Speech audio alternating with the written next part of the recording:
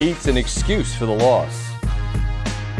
Look, we're not going to make any kind of deflection or any kind of excuse. You know, Boston beat us tonight, and let's be clear about that.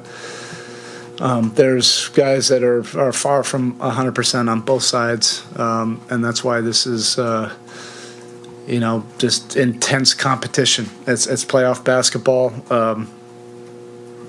Even as poorly as we played offensively, we still were able to compete, defensively and hold them under 100. For the most part this season, when we've been able to keep teams under 100, we've been extremely successful. Sometimes that just happens, but we just have to stay the course, even as disappointing and as frustrating as this game, can be. We get on to Boston and come together and just figure that one out and come back here on the 29th. The always popular DMX Spo Windhorst sandwich here on SportsCenter. Brian Windhorst joins us now. And Brian, man, I can't help but smile like you. Like that Bucks Celtics series was a lot of art, and then that Game 7 was kind of fell apart. But this series, I mean, Spo doesn't have to make excuses. It's obvious. They're so banged up, and they look exhausted. You're there. What do you see?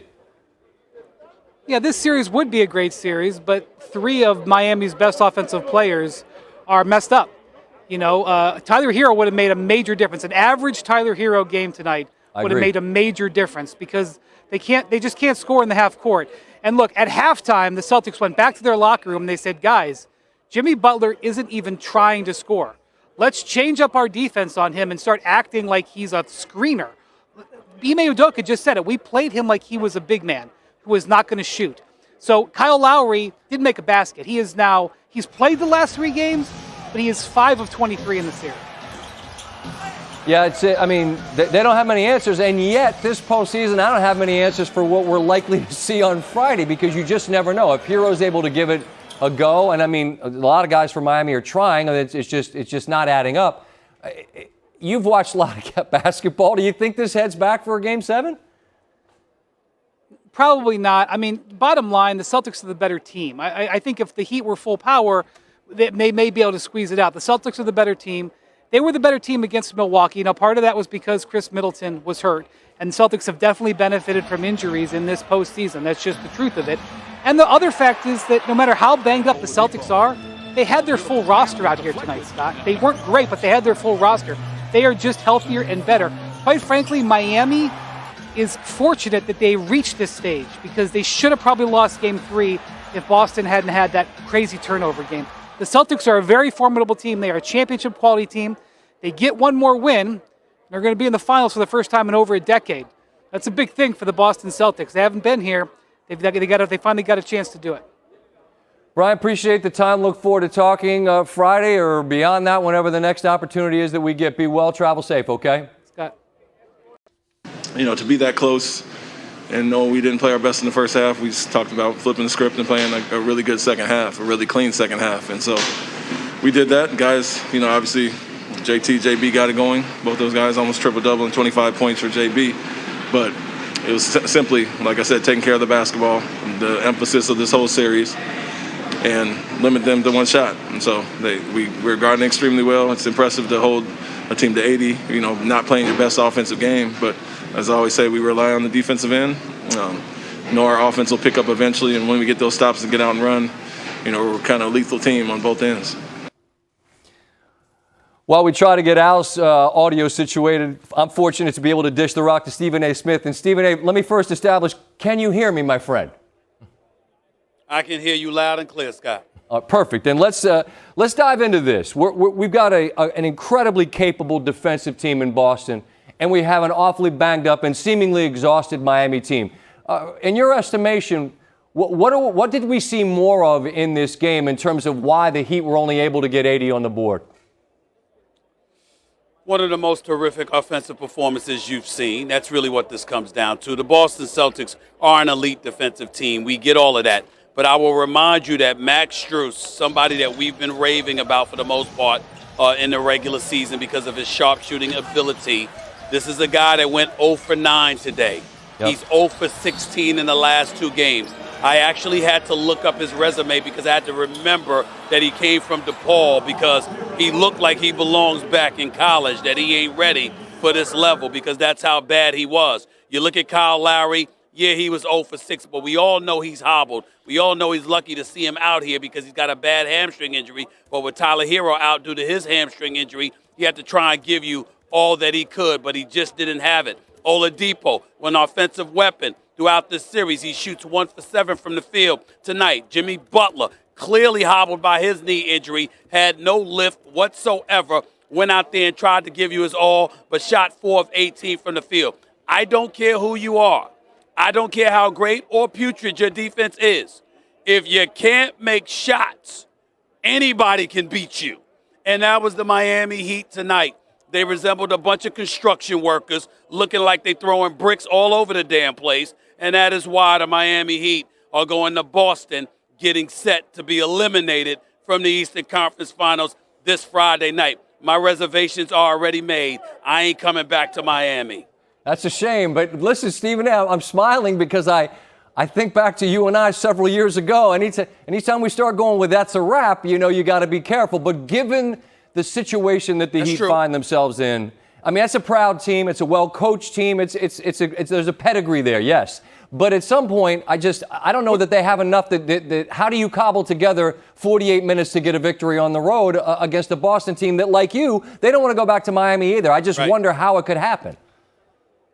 Well, let's understand a couple of things here and throwing ourselves on the sword. When we got called out, we both thought that Milwaukee or Toronto was done in that Eastern Conference semifinal series against Milwaukee because Giannis Antetokounmpo and the Bucks jumped up 2-0 and Kawhi Leonard and those boys at Toronto were healthy. They just lost the first 2 games. Understood. In this case, we're not talking about a Miami Heat team that can't play.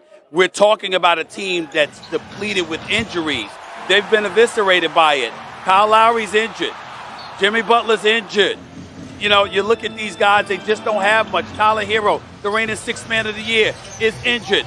Gabe Vincent is one of your better players, along with Bam Adebayo in this game. It's just the way it is. Understood. All right, Al can hear us, and that alarm's going to go off early for First Take, so I appreciate you, Stephen A. As always, look forward to visiting throughout the playoffs and the finals, okay? All right, no problem, my man. Indeed, that's Stephen A. Smith, and now we spin over and welcome out 3 little things on this Celtics victory. They went over 20 points each in Game 5. Neither was very good in the first half, as we mentioned, but collectively, it was a second-half push as they take over and win Game 5. The 3-2 lead in the East Finals, that 24-2 run, at least the Celtics was just talking about. Miami down 1, and then suddenly they were down 23. Seemingly in the blink of an eye. Miami, just a miserable night from the floor. They shoot 7 of 45 on threes. Miami missed a franchise playoff record, 38 threes. The best three-point shooting team during the regular season, but that has evaporated, and now they need 48 great minutes in Boston to earn a Game 7. Tim Legler in studio with us, and I said to Steve a moment ago, it wasn't a work of art. That's an understatement. But nevertheless, it's your job to pretty this thing up for us.